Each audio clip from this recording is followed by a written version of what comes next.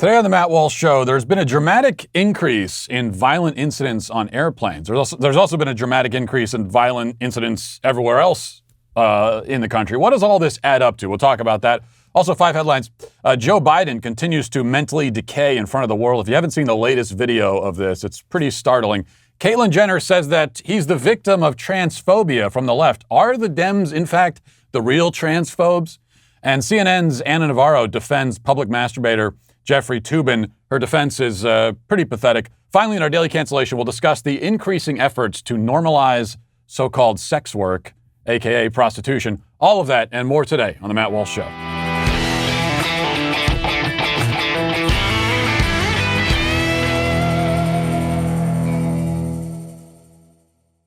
So what are you going to do about the fact that it seems like every company, especially this month, is going full woke? Well, one of the things you could do is find the gloriously unwoke companies, and I mean that in the best way possible, and support them. One of them is Charity Mobile. You don't have to worry about Charity Mobile doing the woke thing. They're not going to do it. One company that fits the description of a company that's on our side of the culture war is Charity Mobile. That's the pro-life phone company. 5% of your monthly plan price goes to the pro-life, pro-family charity of your choice. And what that means is that you're helping to build a culture of life in America while supporting a pro-life phone company.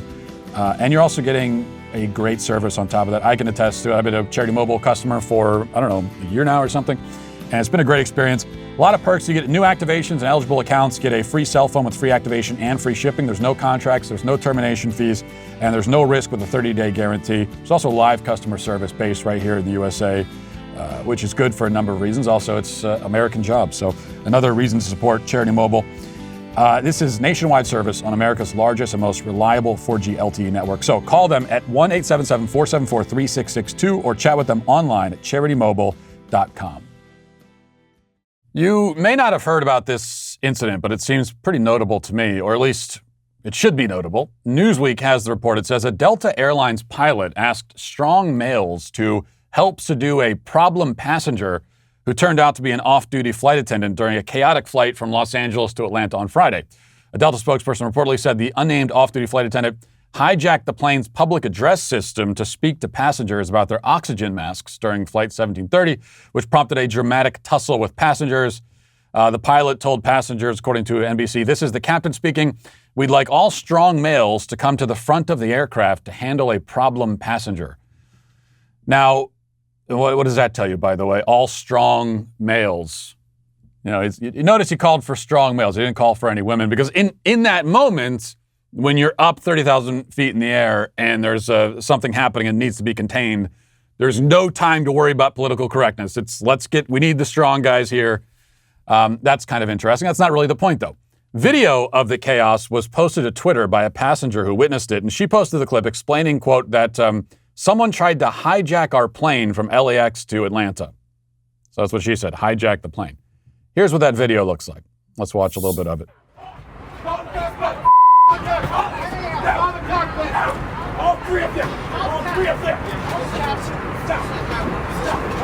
Okay, so you see a whole bunch of guys tussle. Can't really see much. This is certainly the kind of thing you don't want to see when you're on an airplane. All right, and eventually they contained the guy, and then they made an emergency landing. And there you go. Now, you look at that video and you hear the story. If you feel like you already heard this same story a few weeks ago and saw a video kind of like that, that's because you did, or something very similar to it. In that case, it was a flight also from LA. This was 2 weeks ago or so. You may be noticing a pattern. Both of these are from LA. This time it was heading to Nashville, and a, quote, unruly passenger tried to break into the cockpit and was tackled and restrained by a group of flight attendants. Now, these alleged attempted hijackings, or whatever they were, may not have been very sophisticated, and they may not have had any real chance of success. It's not like the plane was ever in any danger of being taken down. But still, 2 in less than a month seems like a lot. And in fact, a lot doesn't begin to cover it. There's been a huge rise in violent and dangerous behavior on flights. They mostly aren't attempted hijackings, but even so, the figures cited by Newsweek in the same article are just outrageous and almost impossible to believe. Listen to this.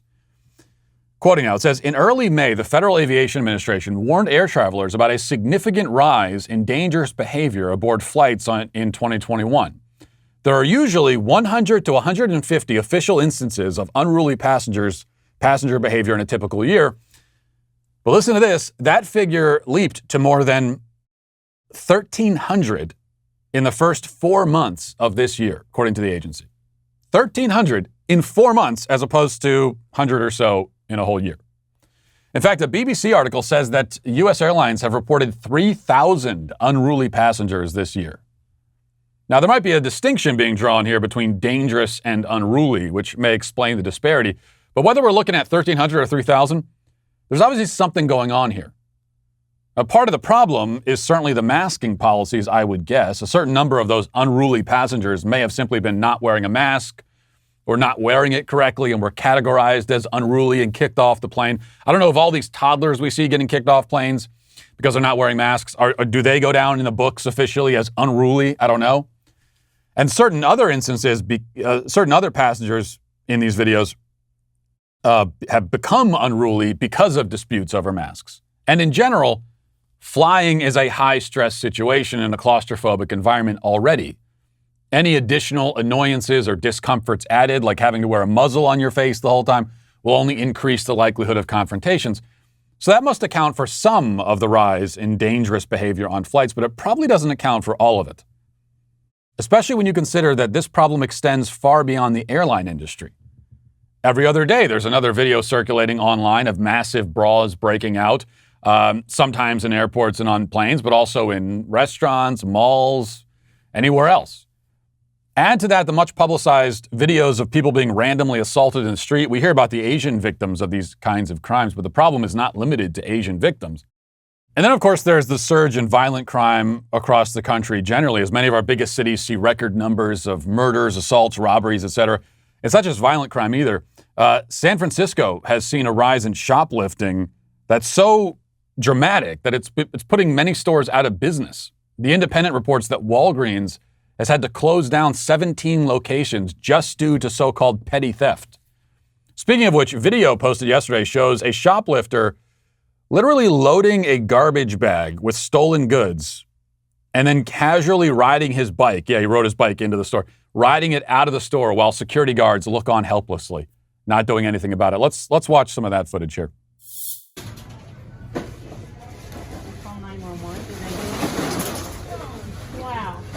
Now, the security guards are filming it. Or it looks like it's an employee and a security guard. He makes a kind of lackadaisical attempt. He makes a lackadaisical attempt to grab the bag, but then gives up. And says, never mind. You can take it. And you can hear, I think it was the employee saying, should we call 911? And I don't know whether they called 911 or not, but they probably didn't, because it's been made clear that the cops are not going to pursue criminals like this because they're not going to be prosecuted. Now, you think about San Francisco, between the homeless people defecating in the street, the heroin addicts throwing their needles all over the sidewalk, shoplifters strolling out of drugstores with garbage bags full of merchandise, San Francisco is just a lovely place to live. And by lovely, I mean it's a godforsaken hellscape, not unlike many other cities in this country. And so far, listing all of these things, we haven't said anything about the rioting which plagued our cities last summer and has now coincidentally tapered off now that there's a Democrat in office. But even so, the precedent has been set that mobs of opportunistic scumbags can pour into the street and set fire to random buildings whenever they're upset about something. And they'll face almost no consequence. Unless they're right-wing, in which case, even if they're trespassing, they're going to be hunted down by the federal government and thrown in jail for 20 years. And all of this is to say nothing of the suicide epidemic among kids, which we discussed at some length yesterday. Now, add all of this together, and what do you get? Not much, I suppose, except maybe the breakdown of human society. That's all. I mean, any one of these factors, rioting, homicide epidemic, people beating the hell out of each other on airplanes, may not signify a societal breakdown on its own, but put them all together at the same time, and I'm not sure what else to call it. The interesting question is why this is happening. I think there's really no question that we're looking at the breakdown of society. The question really is why? And why right now? As for that, I think 3 contributing factors should be mentioned, though this is far from an exhaustive list. One, it's not a coincidence that many of us predicted this sort of thing well over a year ago when the government locked us all in our homes. We were exactly right, but we didn't need to be prophets or fortune tellers to see it coming. You cannot shut down a society of 330 million people for any length of time and expect it to start back up again like nothing happened.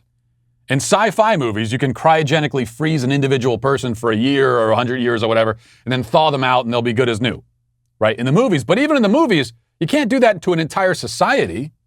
That doesn't work in fiction, let alone reality. There are consequences to such a drastic and unnecessary measure. Even when you open things back up and you hope that everything's going to go back to normal, it doesn't work that way. There are going to be serious consequences, catastrophic consequences, in fact, and we're seeing them right now, I would argue. 2, another factor is that trust in and respect for authority is probably at an all-time low.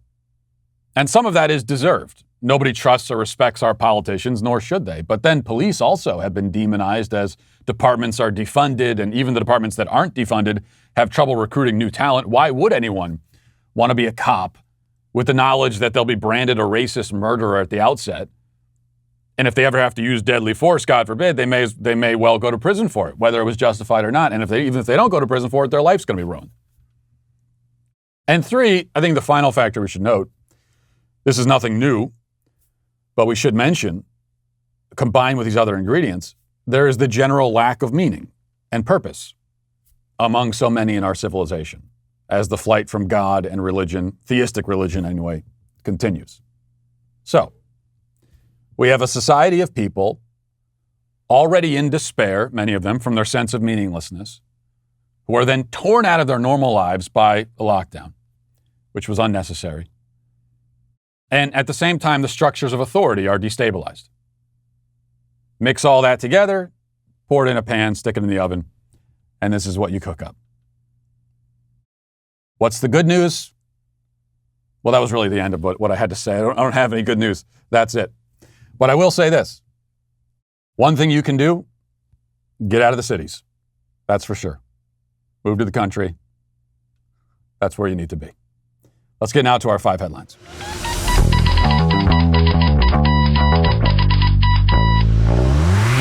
Well, I don't know about you. I think about the things I love doing during the summer. I do. It is nice to be inside air conditioning as much as possible, especially down here in Tennessee where the humidity is like walking into a brick wall. But if I'm going to be inside in the air conditioning, I don't want to be walking around an auto parts store. That's not where I want to be inside my own house.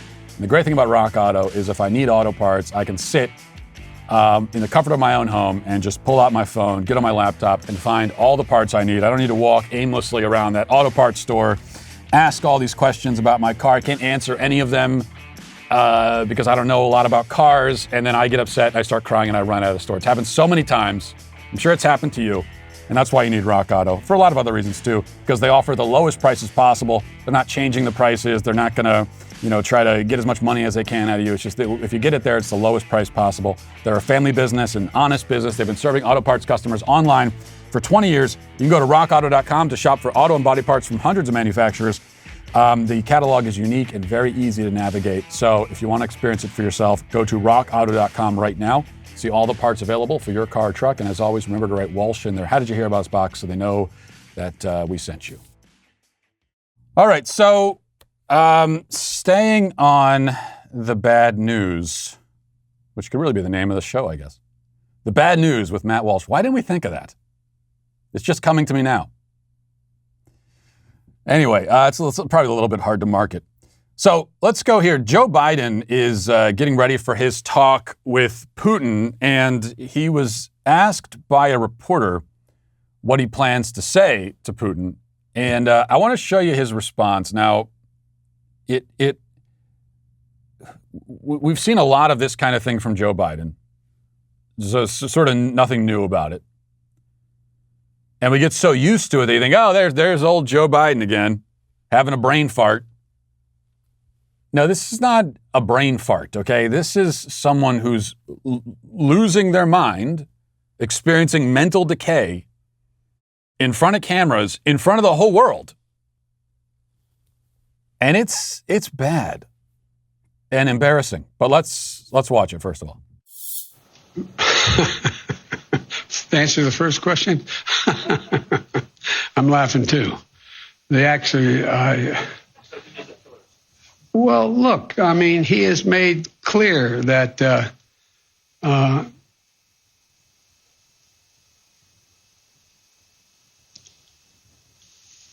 answer is, I believe he has in the past essentially acknowledged that he was, there are certain things that he would do or did do. What was that? I don't even understand the answer. In the past, he's acknowledged that there were certain things he would do or did do. Okay. What would do in the past? What does that mean? Well, there's no point in trying to dissect this or get into it. This is, again, someone who's experiencing rapid mental decline in front of the entire world. I think at this point, it's been very obvious all along, but now it seems all but certain that Joe Biden most likely is not going to be the president when we get to 2024. I mean, not even voting out of office, but he's not going to be the guy. It's going to be Kamala Harris by the time we get there. Now it's really just a question of when. There's two questions now. When does this official transition of power happen, and how does it happen? And we're going to find out.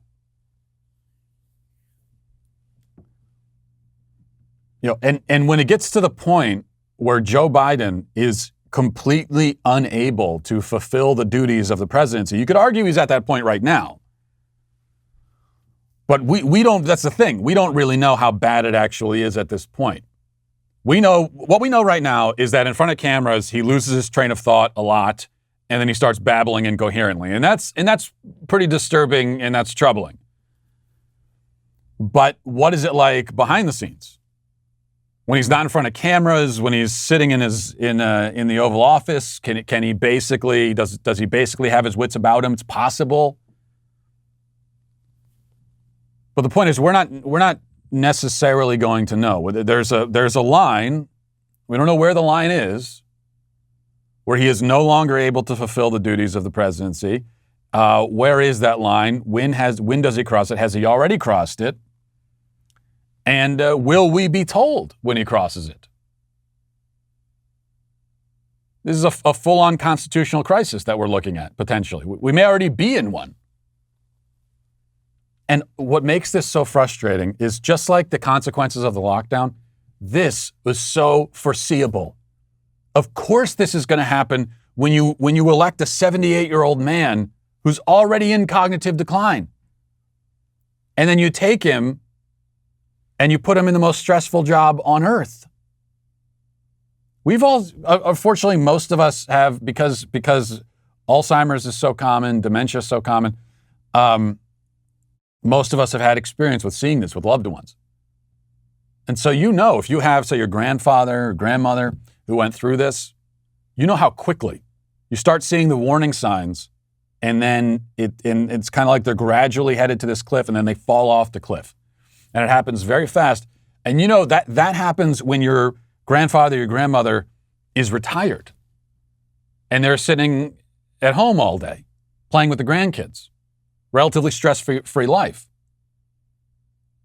Still, the decline is exponential until you fall off the cliff. And it's like they just aren't even there anymore. And it's very sad. Okay, so we know that happens exponentially with a retired person in a stress-free life. What about when you put them in one of the most physically and mentally demanding jobs on the planet? And also one of the most consequential and important jobs on the planet. It's just crazy. We knew this was going to happen. Of course it's going to happen. And even a lot of, even plenty of conservatives who are Biden critics. I've been making this point all along. I'm certainly not the only one, but those of us who've been making this point about Joe Biden that he's too old, I can only speak for myself, but I heard from a lot of even conservatives saying, yeah, I don't like Joe Biden, but that's not the reason. That's not the reason not to vote for him. Let's not be ageist. Okay? My grandmother is 85 and she's sharp as a tack. A lot of that kind of nonsense. Now, yeah, you're right that there were a lot of other reasons not to vote for Joe Biden, but actually, you didn't really need any other reasons. Because the fact that he's 78 is reason enough. You simply should not be electing 78-year-olds to the presidency, and we should never do this again. It's embarrassing. It's humiliating. It's catastrophic. You're asking for a crisis on 10 different levels, and you're going to get it. There are realities. I don't want to hear any of this. It's ageism. Oh, shut up. It's not ageism to acknowledge the reality of age. It's not ageist to simply notice that age exists and there are certain realities that come with it because we are mortal creatures living in a physical frame that deteriorates over time. I know it's not fun to think about. Nobody likes to think about it, but it's true. Your 85-year-old grandmother is sharp as a tack for an 85-year-old. Not in general. She's not as sharp as she was when she was 45. She wasn't. She's not. Nobody is. Unless you're telling me she's literally superhuman. Bring her we got to discover, she's discovered the elixir of immortality. Bring her to a lab somewhere. Maybe we could figure out what's going on. Aside from that, she may be sharp as a tack for an 85-year-old. That doesn't mean that at her age, she is suited to do one of the most stressful and important jobs on planet Earth. Okay? Sharp as a tack for an 85-year-old means that they can hold a conversation and, they can play with the grandkids and all of that kind of stuff, which is great. I hope that I can do all that when I'm 85. I hope I'm still alive when I'm 85. That doesn't mean you put them in the Oval Office. We should, after 80, we shouldn't even have to talk about whether 80-year-olds should be president. Of course not. 80-year-olds shouldn't even be driving. Okay, in a sane society, you wouldn't have that. We cannot, can we all, and I know we can't agree to it because that's the other frustrating thing. We should, after this experience, we should all be able to agree. We're never doing this again. We're not going to elect a 78-year-old. Nobody should turn 80 in the Oval Office. Nobody. I wish we could agree. We could make a pinky promise with each other, but we can't. Can we? Because, the elephant in the room here is that I say we shouldn't elect a 78-year-old to the presidency ever again. I mean it, but Donald Trump will be 78 in 2024. Am I applying this to him? Yes, absolutely, because he is also a mortal creature who is susceptible to physical and mental decline, like anybody is. All right. Let's go to number 2 from the Daily Wire. Reading out, it says, California gubernatorial candidate Caitlyn Jenner slammed late-night host Jimmy Kimmel after he called Jenner Trump in a wig. During his show on Thursday night, Kimmel celebrated the end of Keeping Up with the Kardashians, which ran for 20 seasons across 14 years and inspired 10 spinoffs. 10 spinoffs of Keeping Up with the Kardashians? I didn't even know there was one. There's 10? My Lord. Kimmel said, anyway, I'm not going to repeat his jokes because they're not even really funny, but he made a joke that Caitlyn Jenner is Donald Trump in a wig. And then there was some outrage about that, but not from the left, of course. It was from the right. And Jenner called out Kimmel, the left, and the LGBT community on Twitter on Friday. He tweeted, quote, "Last night, Jimmy Kimmel called me Donald Trump with a wig. He obviously believes that trans women are simply men with wigs on." Well, where's the outrage from the left or LGBT community? Being woke must be optional if you're a Democrat. And, of course, there are, as I said, plenty of people on the right jumping on this bandwagon and saying, "Oh, where's this is transphobia? Where's the outrage from the left? Where's the outrage?" And yes, okay, it is hypocrisy. Of course it is. We all understand that. If Jimmy Kimmel had made this joke about any other trans person that I can even think of, because all the other ones that come to mind are on the left, any other prominent trans person in the public eye, or not prominent, if he had chosen any other target for that joke, who's transgender and it's not Caitlyn Jenner, yes, there would be tremendous outrage on the left, and he would be the joke never would have been made in the first place, so we don't have to think about it. But if somehow it was, then there would be tremendous outrage, and he'd be forced to issue an apology and all the rest of it. Calling a quote unquote trans woman a man in a wig, yes, from the left, in every other circumstance, they're going to call that blatant transphobia, and it's unacceptable, and it's probably a hate crime. However, does that mean that we on the right should jump on this bandwagon and say, "Hey, this is transphobia"? We're outraged by it. Why aren't you? You guys are the real transphobes. Should we be doing that? Should we do that whole routine? The answer is no, we shouldn't. And I'll tell you why. 2 reasons. Number one, and this is something we all need to try to understand and keep in mind. The left, they don't care about their hypocrisy. Not only do they not care about it, but it's the point. The hypocrisy is the point. Because that shows their cultural power. What they're saying is, we make the rules. Yeah, obviously the rules don't apply to us like they do to you. Thanks for noticing. We're the ones in charge. Yeah, clearly we don't care in general about quote unquote transphobia. This is a tool that we use to bludgeon our opponents. You're our opponents. We're not going to bludgeon ourselves with the tool. That's the left. They will all but come out and say that. It's clearly their strategy. So by merely pointing out the hypocrisy in this way, it doesn't achieve much because we all know it, but they know it too. And so what's the point?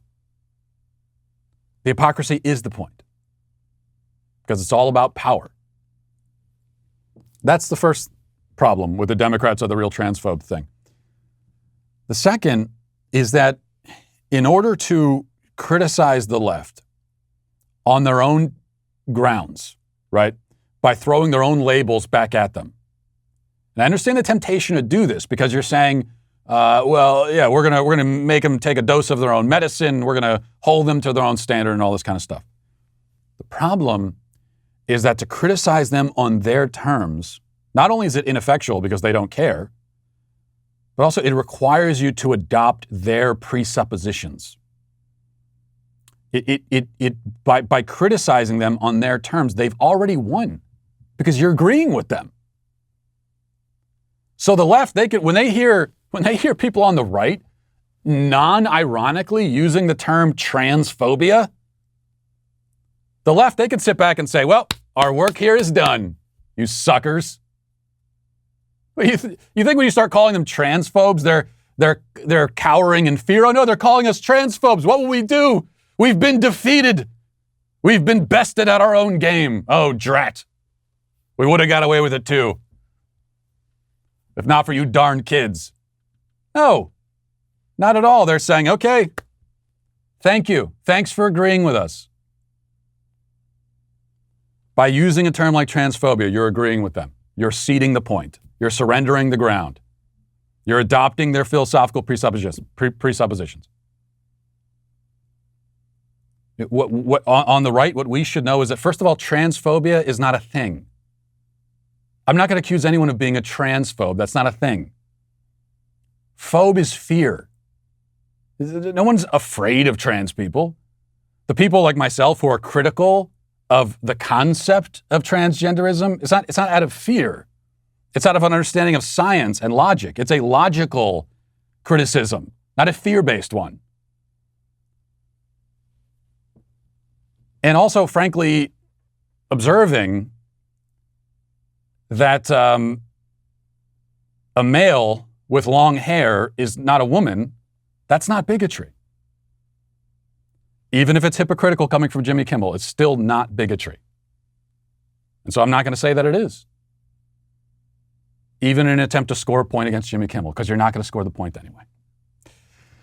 All right, let's move on to Anna Navarro. Okay, we got to play this. Anna Navarro on The View yesterday was offering a defense of, speaking of double standards, here we go, was offering a defense of Jeffrey Toobin masturbating in front of his coworkers. And there's no way to really set this up. We have to listen and gawk in amazement at this rationalization. Are you surprised to see him back on the air? You know, actually, I'm not surprised he's back on the air, but I will tell you, when I saw that interview, oh, God, how embarrassing, how humiliating. I kept thinking to myself, if I have to go on live TV and explain to the nation why I masturbated on a Zoom call, I think I'd rather go sell avocados under I-95 than get my job back on TV. Look, I think some instances of sexual harassment are black and white. Some instances are more nuanced. In this case, he was not sexually harassing anybody. He didn't have the intent to sexually harass somebody. He was sexually harassing himself, maybe, okay? He was on a Zoom call. It was an accidental exposure. It was not a CNN Zoom call. It was with the New Yorker, from where he has been terminated and faced consequences. He was off CNN for many months during the elections, during some of the hottest political and legal times. CNN is a for-profit business.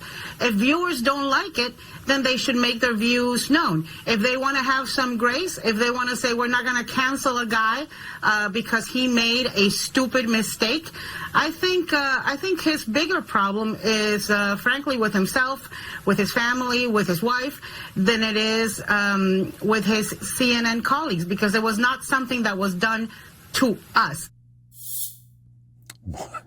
More nuanced. This is not black and white sexual harassment, okay?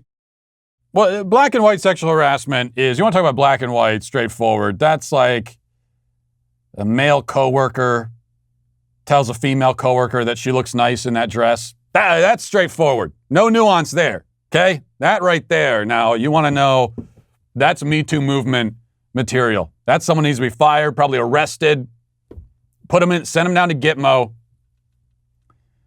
But yeah, there are more nuanced situations, like a guy masturbating in front of his coworkers. Now, if he were to compliment her on her dress, again, straightforward. But masturbating in front of her, okay, see that now we're getting into the nuances, and it's hard. Can you condemn it? Can we cast aspersions?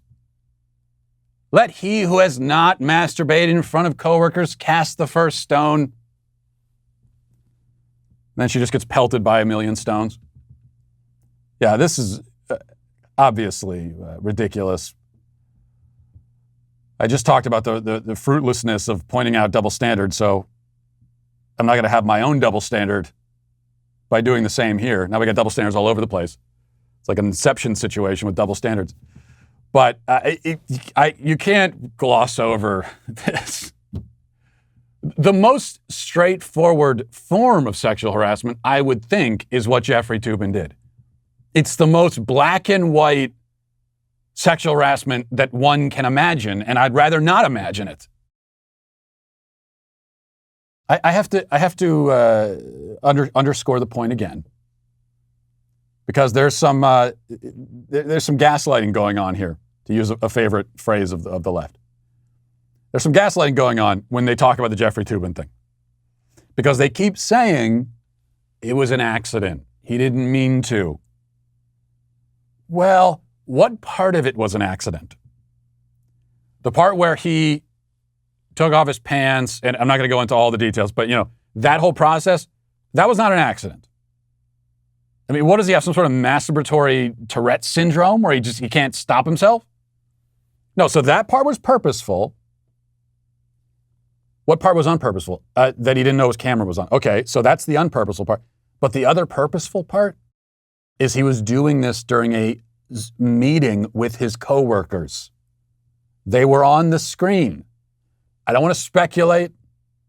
Okay, the last thing I want to do is try to walk a mile in Jeffrey Toobin's messy shoes and to understand exactly where he was coming from. But, no pun intended there. But, however, it seems to me that he was doing this during a meeting with his coworkers, and they were up on the screen. So it seems like he was, watching them while doing this. All of that was intentional. He just didn't want them to know he was doing it. And so because of that, the whole thing's an accident? This is like if what if Jeffrey Toobin was outside of one of his coworkers' window at night, peering through the bushes? And then Anna Navarro would say, it was an accident. He didn't know. He didn't mean to be caught. That's the distinction. The camera being on, that's him being caught. All right. I've said far too much. Now we're going to hear from a new sponsor we're excited about on the show, myphoto.com. After a tough year, people are together again. They're taking a lot of photos. In my case, in my family, we've been taking a lot of photos all along. I don't really take the photos, but my wife is the photo taker. No matter what we're doing, she's always saying, we got to take the picture. Well, here's the problem. You take a picture and then it's just on your phone and you forget about it, right? What you need to do is take that picture and make it physical. And that's what My Photo is all about.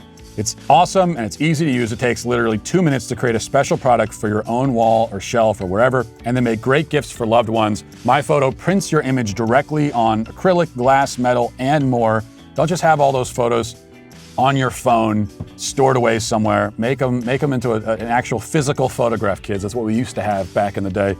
You need to go to myphoto.com and check it out. That's myphoto.com. Order today. You'll get 20% off your order, which will arrive in just 5 days. And if you're looking for a Father's Day gift, no doubt Dad will love one of these from you. Prices start at just $12. Use code Walsh and get 20% off today.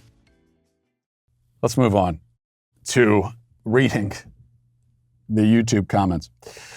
Okay, this from Big Mac. Says, Matt, would you rather eat at Burger King or at the soup kitchen Jeffrey Toobin volunteers at? Well, I just said I wanted to move on, but I imagine the problem you'd have with Jeffrey Toobin serving you is not dissimilar from the kind of problem you might have being served at a Burger King. So it's kind of a wash.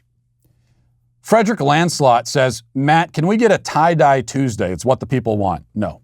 And you're banned. And nobody wants that except for you. You freak. But thanks for watching.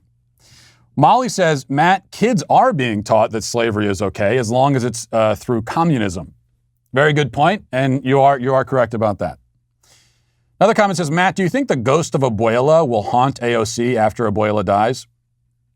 Well, the last thing I want to do is think about it, such an eventuality, but what I will say is that I would, if I were Abuela in that scenario. Jay Moran says, you ever notice the people who drone on and on about slavery always leave out the part where we abolished it? Yeah, they leave it out, or they especially leave out the little detail how the United States is abolished slavery quicker than almost any other country, right? We abolished slavery in about, 90 years or so? I mean, less than a century, we abolished it. A century from the United States forming as a country. You go from there to the abolition of slavery, and you've got less than a century. Okay? Meanwhile, you've got other countries across the world that practice slavery for thousands of years. And some still do, in effect.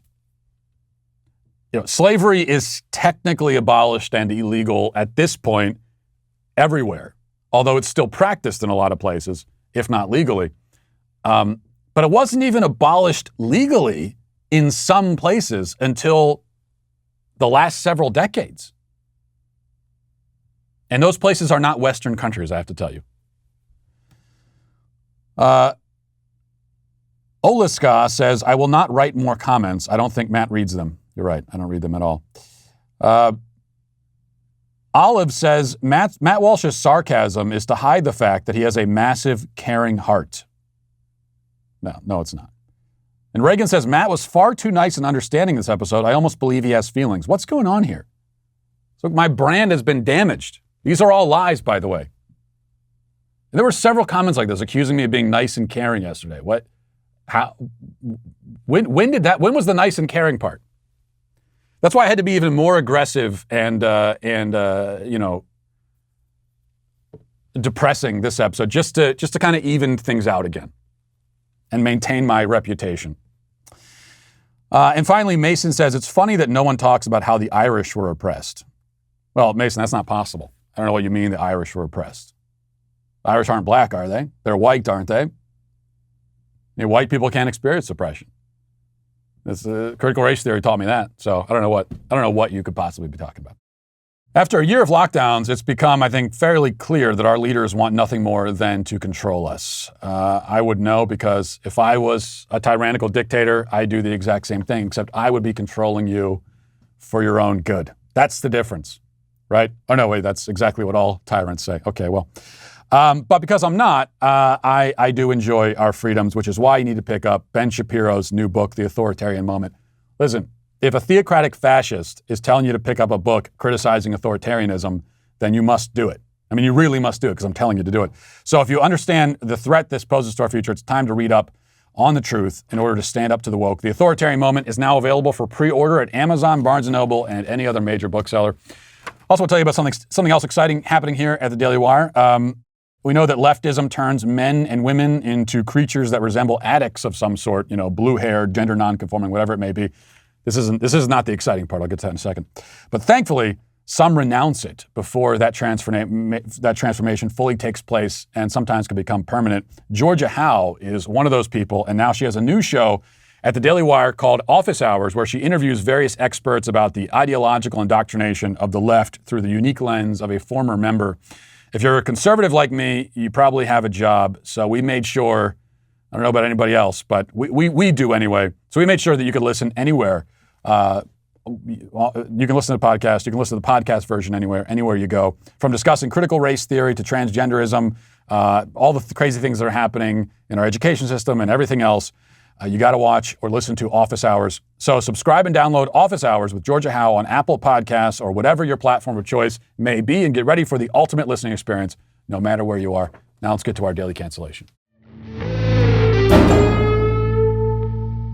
So we begin our daily cancellation today with an account on Twitter called Astrologer6. In her bio, she describes herself as an inclusive astrologer, and also an intimacy doula. Coincidentally, I have both of those titles listed on my resume as well. But I fear that she's making her fellow inclusive astrologers look bad with this tweet. She posted, quote, I finished a book about how modern dating is arguably unpaid sex work and woo, woo, woo. I believe the woos are meant to signify approval. It must be some kind of technical astrologer term. I don't know.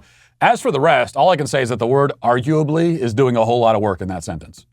She reveals in a follow-up that the name of the book, written by Moira Weigel, is it's titled Labor of Love, The Invention of Dating. And as far as I could tell from my extensive research, which involved skimming a summary of the book for about 25 seconds, it does indeed make the case that the inclusive astrologer claims dating is nothing but unpaid prostitution. And this is not the only notable bit of prostitution-related content on Twitter this week. I also want to mention this, and then I'll respond to and cancel both. Naomi Sayers, a lawyer, though suspiciously enough, she fails to specify whether she's an inclusive lawyer.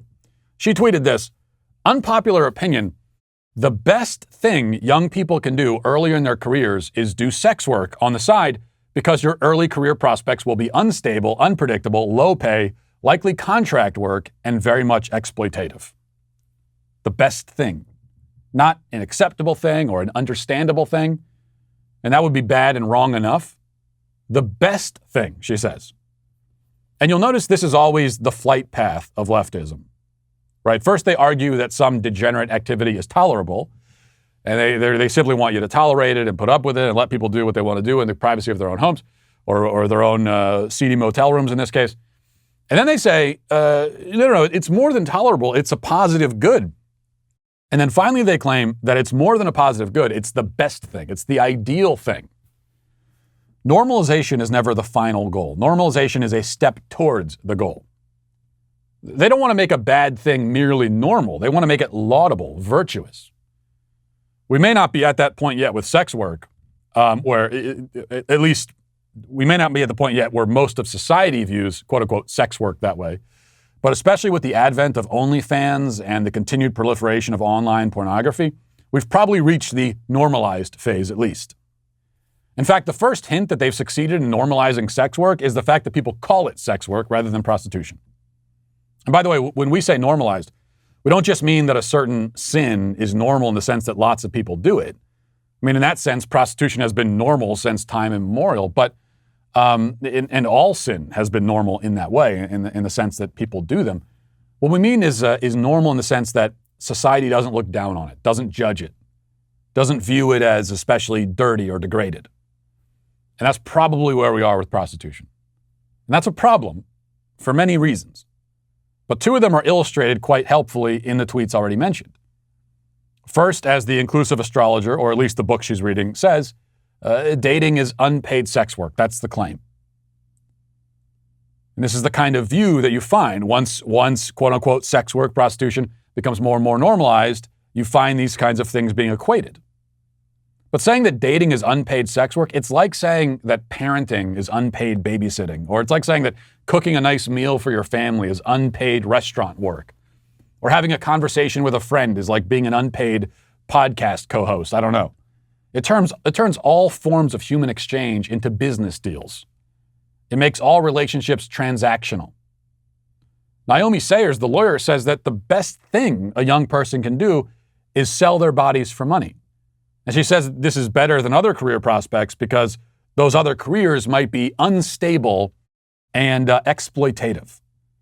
Of course, the obvious irony is that prostitution is the very definition of exploitation. The people who wish to normalize prostitution will say, and this argument is very common now, this is what Naomi Sayers was saying, will say that there's no difference between literally whoring yourself out and, say, working at McDonald's. But there's a very clear difference. When you work at McDonald's, you're being hired and paid to perform a task, to do a certain thing. As a prostitute, you are the thing that is being done. You aren't selling your services or your skill set, you're selling your body itself. Your body is the product, the object, the inventory on the shelf. If you work at Old Navy, right, you're selling clothes. If you work as a prostitute, you're taking off your clothes and selling what's underneath. And what's underneath it is you, your body, yourself. The prostitute offers her body up as a glorified masturbatory aid, a breathing sex doll, essentially, to be exploited and used and then discarded by a stranger. There is a major difference here. It's the difference between being an employee and a slave. It's the difference between selling an object and being one. There are those who don't want you to notice the difference. They seek to elevate prostitution by degrading all other work. And this is always the method, right? Lift up what is dirty and wrong by pulling the whole world down to its level. We should definitely resist those kinds of attempts. And to those who are attempting it, we should say, all together now, you're canceled. And we'll leave it there for today. Thanks for watching. Thanks for listening. Have a great day.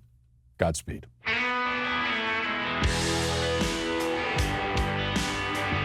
The Matt Walsh Show is produced by Sean Hampton, executive producer Jeremy Boring. Our supervising producers are Mathis Glover and Robert Sterling. Our technical director is Austin Stevens. Production manager Pavel Vodosky. The show is edited by Sasha Tolmachov. Our audio is mixed by Mike Coromina. Hair and makeup is done by Nika Geneva. And our production coordinator is McKenna Waters. The Matt Walsh Show is a Daily Wire production. Copyright Daily Wire 2021. The comedian John Lovitz incorrectly compares cancel culture to McCarthyism. CNN tries to mainstream another pervert, Squishes defend critical race theory, and the Fed cancels the Founding Fathers. Check it out on The Michael Knowles Show.